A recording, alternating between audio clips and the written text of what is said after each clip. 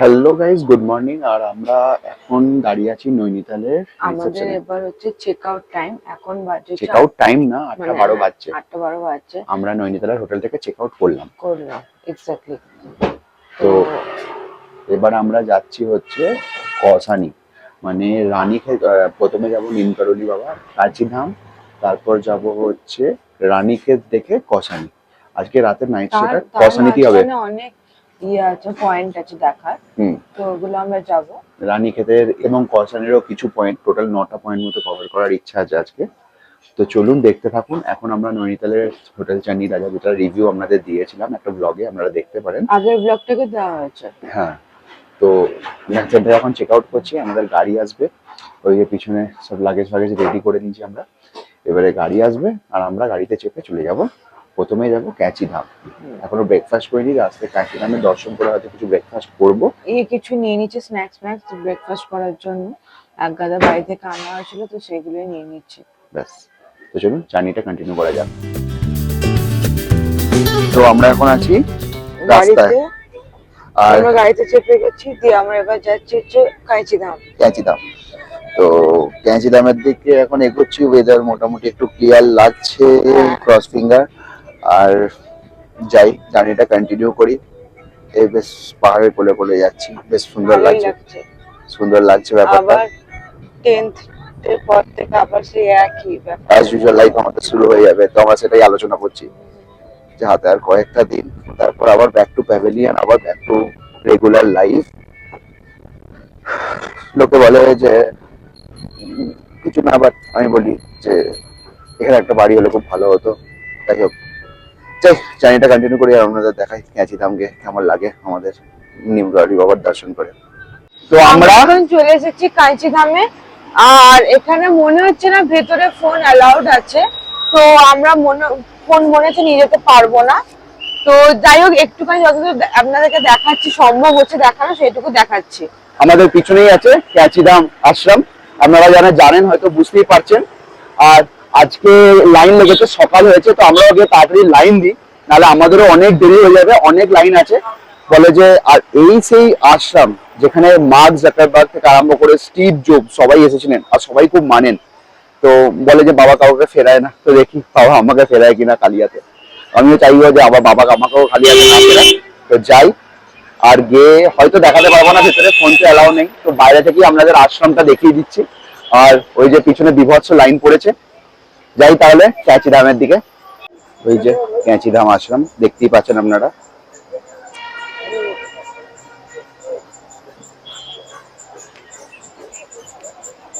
গেটের পাশেই আছে শু স্ট্যান্ড, যেখানে আমাদের আগে শু মানে খুলে তারপর ঢুকতে হবে। আপনারা যদি পুজো দিতে চান তো এখানে পুজো নেওয়ারও ব্যাপার আছে। আমরা এখন যাচ্ছি শু স্ট্যান্ডের দিকে, যেখানে আমরা জুতো রাখবো। এখন চলে এসেছি ক্যাচিধাম বাবার আশ্রমের এন্ট্রির দিকে একবারে। এই যে পুরো এন্ট্রি, এরপর আর কোনো ফটো ভিডিও করতে পারবো না। তো আমাদের ক্যাচিধাম দর্শন কমপ্লিট হয়ে গেল। দেবলিনা খিদে পেয়ে গেছে, চিড়ে ভাজা খাচ্ছে, কারণ সকাল থেকে কিছু খাইনি। আমরা ঠিক করেছিলাম যে খালি পেটে আমরা ক্যাচিধামে দর্শন করবো। আর আপনারা যদি কাঞ্চিধাম আসেন তো চেষ্টা করবেন একটু সকাল সকাল আসতে। নাহলে 9টার পর থেকে ভিড় বেড়ে যাবে। হ্যাঁ, কারণ কি আমরা দর্শন করে বেরিয়েছি আর ভিড় লাগা শুরু হয়ে গেল। তো আপাতত আমরা ক্যাচিধাম দর্শন করলাম, খুব ভালো করে দর্শন করলাম বাবাকে। আমরা হয়তো ব্লগে ভেতরটা দেখাতে পারিনি, কারণ ক্যামেরা তো অ্যালাউ থাকে না ওখানে। বাইরে থেকে আমি একটু ভিডিও করার চেষ্টা করলাম, যাতে আপনারা দূর থেকে একটু স্মরণ করতে পারেন।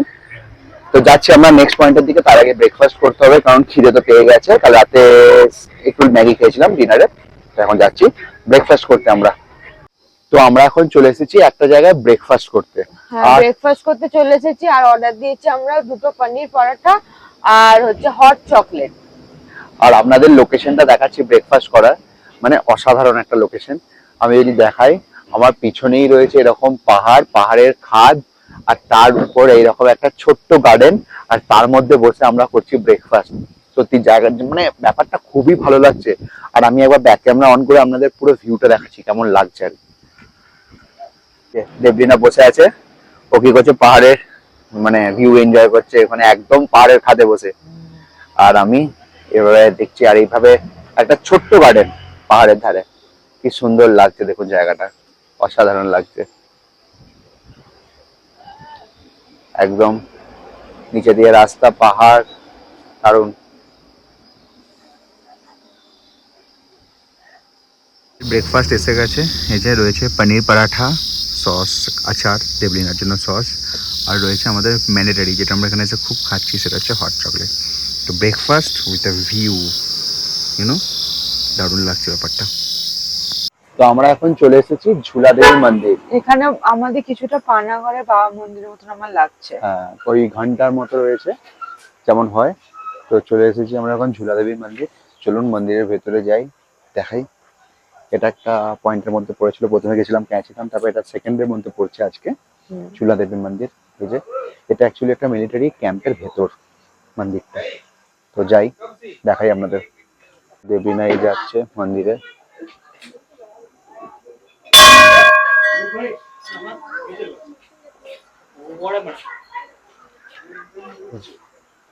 মন্দিরের ভেতরের চত্বরটা এটা।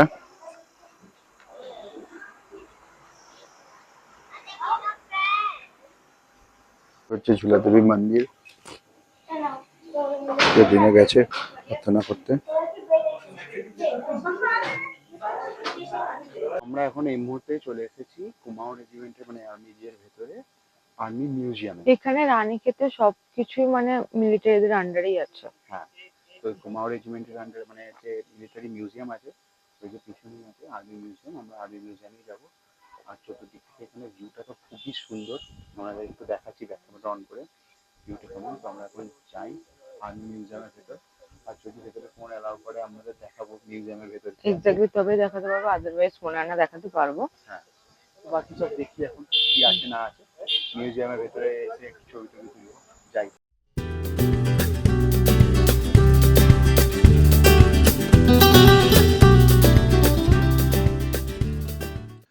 আর এগুলো হচ্ছে মানে 1918-এর কামান, যেগুলো মানে কুমাও রেজিমেন্ট ক্যাপচার করেছিল মানে ওয়ারফিল্ড থেকে। এই যে এখানে দু রকম কামান, মানে দুটো কামান রাখা রয়েছে। পিছনেই আমাদের মিউজিয়াম। আর ওদিকে তো দেখতে পাচ্ছি দেবলিনা অলরেডি পোজ দেওয়া শুরু করে দিয়েছে ফটো তোলার জন্য। এখন ব্যাকগ্রাউন্ডের ভিউটা তো সত্যি অসাধারণ লাগছে। তো আমাদের মিউজিয়ামটা দেখা শেষ হয়ে গেল। খুব সুন্দর ছিল মিউজিয়ামটা। মানে ভেতরে ওই ইন্দো পাক ওয়ারের সময় যেসব জিনিসপত্র ছিল, নট অনলি ইন্দো পাক, কার্গিল, আরো অনেক ইন্দো চায়না তো সব ছিল। মানে কুমাও রেজিমেন্ট যেগুলো লড়েছিল বা সেখান থেকে যে জিনিসগুলো পেয়েছিল সব ছিল, কিন্তু ভেতরে ভিডিও করা কোনো অ্যালাউ ছিল না, ফটো তোলা অ্যালাউ ছিল, করতে পারলাম না। সেজন্য ভেতরে কিছু ভিডিওটা ফটো করতে তোলা পারলাম না। অ্যাটাচ পারলে আমরা অ্যাটাচ করে দেবো, যদি কিছু ফটোস পারলে আমি একটা স্লাইড শো এর মতো ছোট্ট একটা করে দেবো, সেখানে আপনি বুঝতে পারবেন। এই ভিডিওটার পরে আমি একটা ছোট্ট স্লাইড শো দিয়ে নিচ্ছি, সেখানে ওই ফটোস গুলো অ্যাটাচ থাকবে আর আপনারা বুঝতে পারবেন যে ভেতরে কি ধরনের জিনিসপত্র রাখা রয়েছে। খুব সুন্দর লাগলো, আর জায়গাটা তো অসাধারণ, খুব ভালো লাগলো। তো আমরা যাবো এবার নেক্সট পয়েন্টের দিকে, দেখতে থাকুন। এটা ছিল আমাদের 3rd army war Memorial Kumaon রেজিমেন্টের। এবারে নেক্সট পয়েন্টের দিকে এগিয়ে যাচ্ছি, দেখতে থাকুন।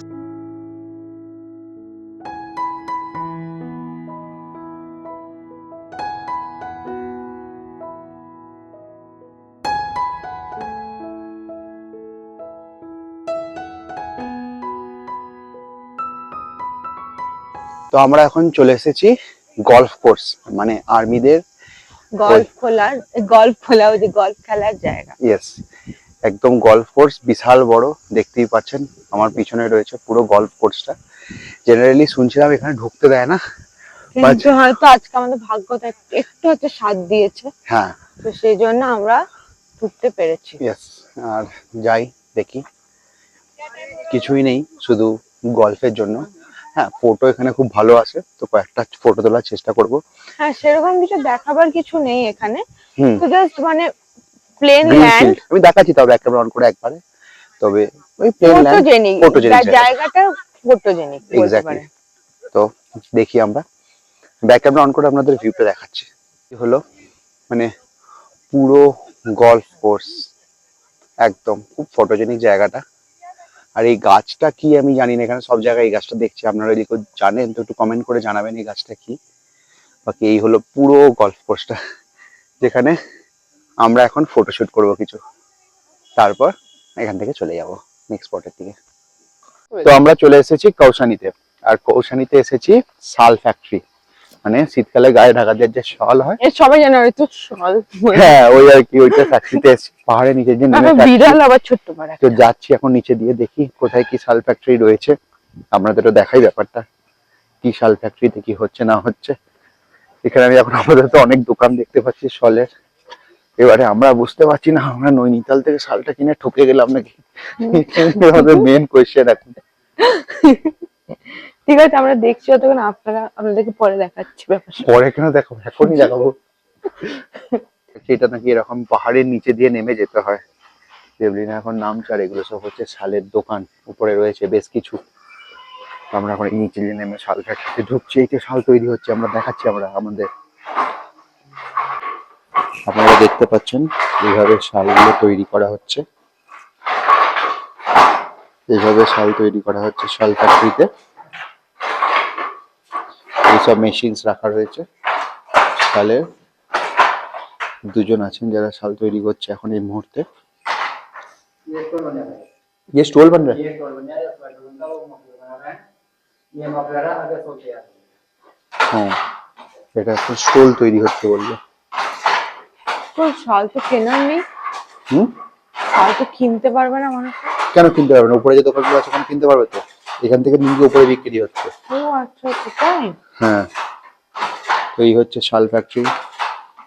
রেখে উপরে দেখি চলো, আর দেখাতে হবে পরে, চল দেখি আগে দেখি আমরা চৌধুরী হলাম। দেখি না ব্যাপারটা।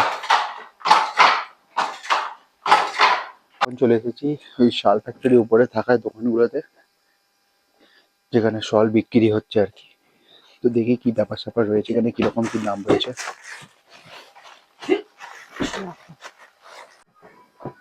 দেবরিন এখন কিছু শাল দেখছে। এখানে শালের স্টার্টিং প্রাইস হচ্ছে 700 থেকে, যেহেতু হাতে বোনা হয়